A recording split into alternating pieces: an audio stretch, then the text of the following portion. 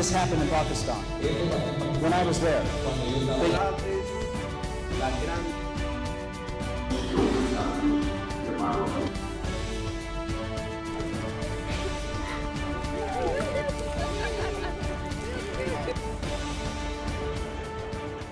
My wife and I started coming down here about 15 years ago doing small projects, maintenance and repairs, things like that around the orphanage and school. It's an international children's care orphanage and vocational school nearby. We realized the critical need for water. They were pumping out of the river, there were a lot of disease problems, a lot of parasites. This has been a real blessing for us because we have noticed a change in the quality of the water that we are now consuming. And we are no longer having the intestinal problems with parasites that our community has had in the past, especially with the children.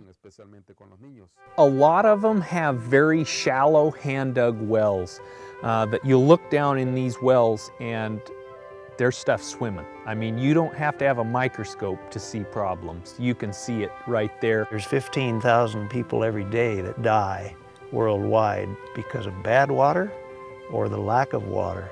And another way of saying that is that 80% of the hospital beds in the world are filled with people from waterborne diseases or from the lack of water.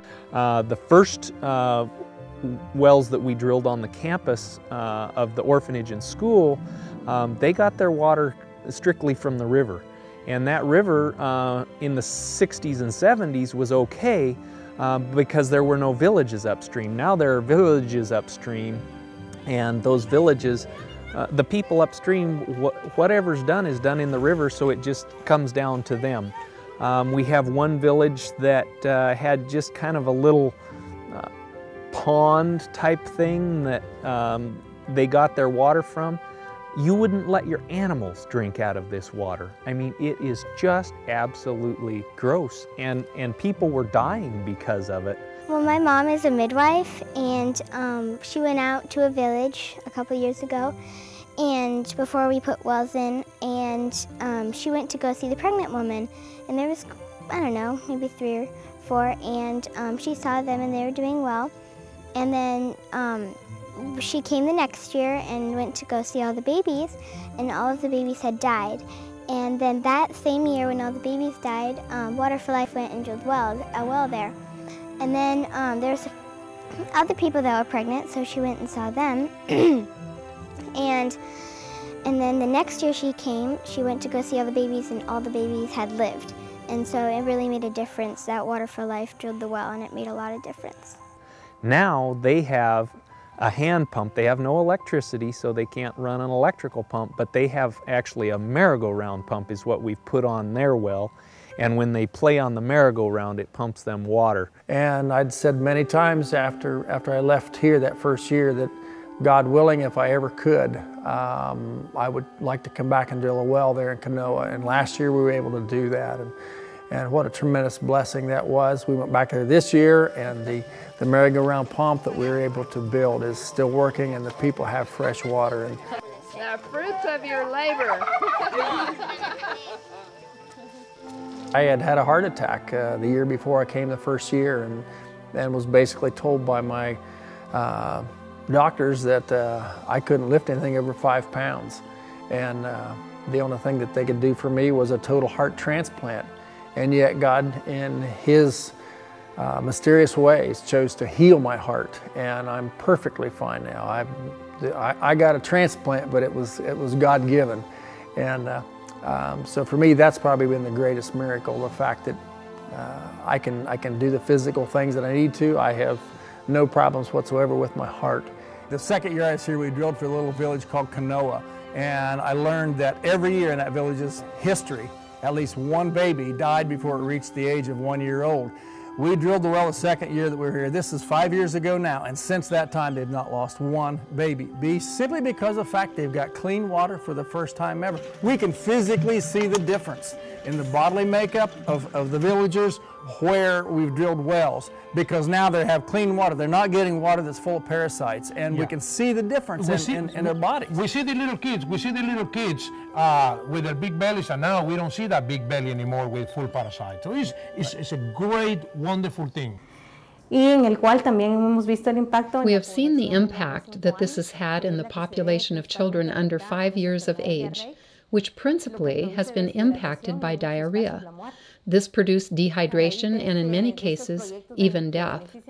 The bottom line of this project, that benefits the population, is that we have seen a decrease in diseases that were transmitted through the water, and this has minimized the mortality rates. It is beyond my knowledge of the English language to be able to express the quality of water that they have before we provide them water.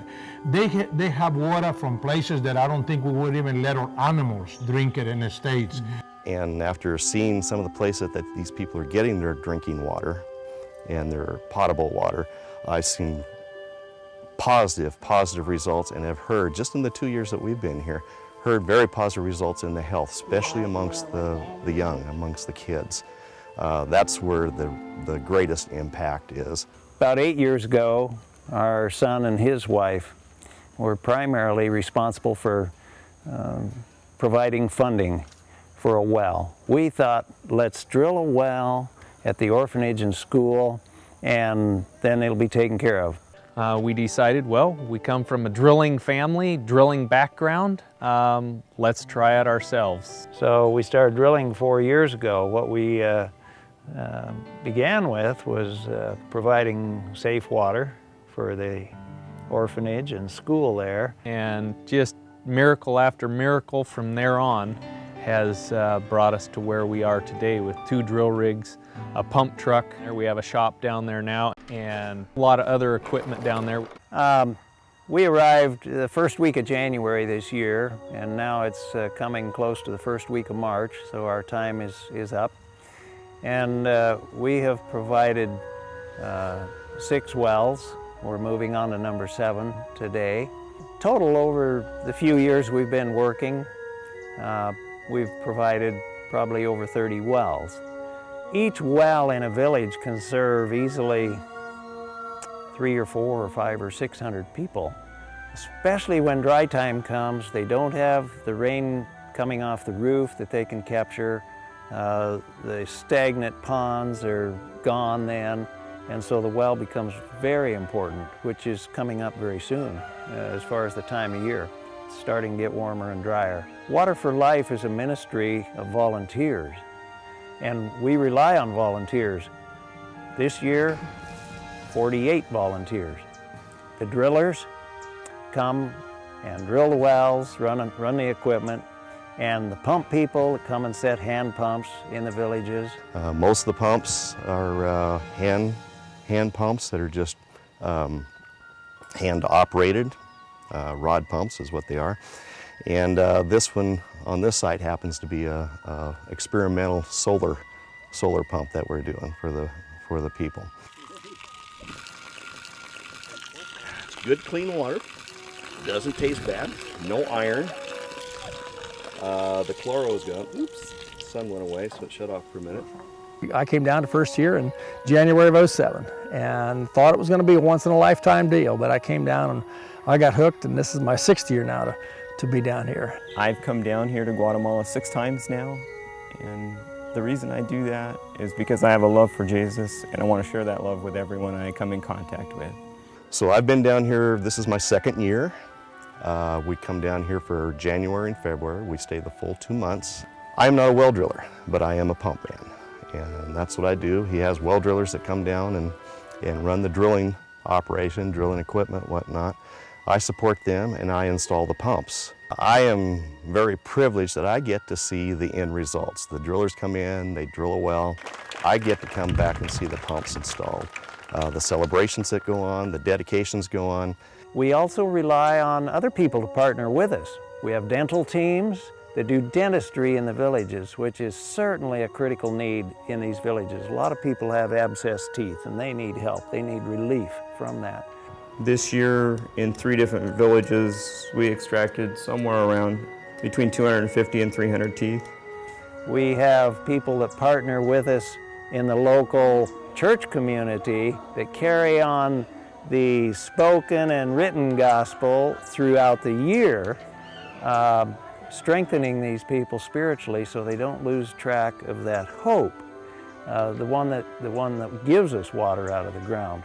We have medical teams that come and do training and work with the people in the villages with lots of different medical issues. My wife is involved in the teaching program at one of the local schools, teaching English, and her and I both enjoy this tremendously. The accommodations are good, and it's a lot of work, but it's very, very rewarding. I can do more good, at least I feel like I can do more good for more people when I'm down here in a month or 5 weeks that I spend down here every year than I can in my lifetime back in the States. One of the things that we really stress at Water for Life is that we want to not only provide water, physical water for them, but spiritual water for them. And so we bring an evangelistic team down every year to work with the local people, helping them to be able to go out in the villages and do the follow-up work that we can do when we're only here for a couple of months a year. No, we aren't concerned about numbers. We're concerned more about souls than we are numbers of wells. That's how we open the door, though, is to get them clean water. Show the people that we're there to help them. Show them that we care about them. And then they're willing to listen to really, truly what we're down there for, and that is tell them and give them the true water of life.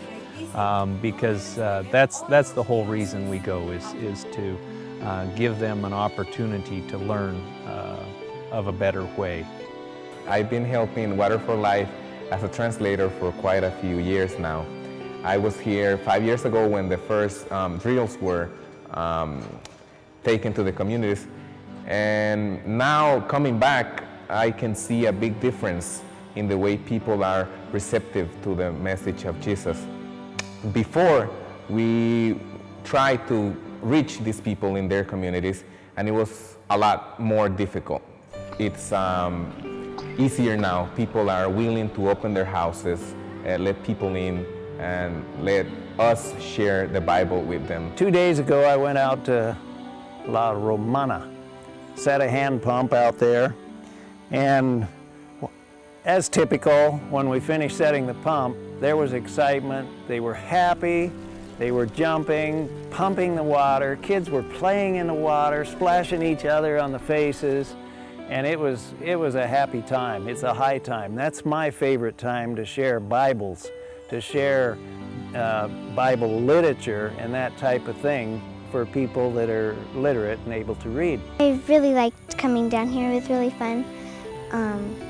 Doing different stuff with my church members, and next year I'm planning to go and preach in a village, hopefully, because my brother preached when he was 11 first, and I'll be 11 next year. A 12-year-old boy from our church does a series of meetings each year. He's done it 2 years. He'll be going again this year. I went and I preached the first meeting, and afterwards a young woman came up to me, and she looked about 6 months pregnant.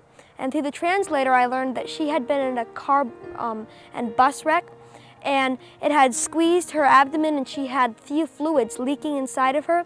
So we knelt down there in my building and we prayed for her. She says, I'm leaving tomorrow to go to Guatemala City. The doctors are insisting I come down for my second surgery. They're going to take out part of my colon, part of my pancreas, part of my just a lot of her abdomen stuff so it wouldn't leak. And she said there's a 50% chance that I am going to die or live. She came back in just a few days. She says, I didn't have to have surgery. And about the next night, she was there. There she was, flat stomach and all, and I was amazed. And she came back to say thank you to that 12-year-old boy and to the Lord. She was healed. Before we started drilling the water wells, we had a real struggle getting involved with the local people, becoming friends. They were shy. And not really accepting to the message that we had brought forward. But after we drilled the well, they were open to us talking about the Bible and spiritual things. They were very friendly with us.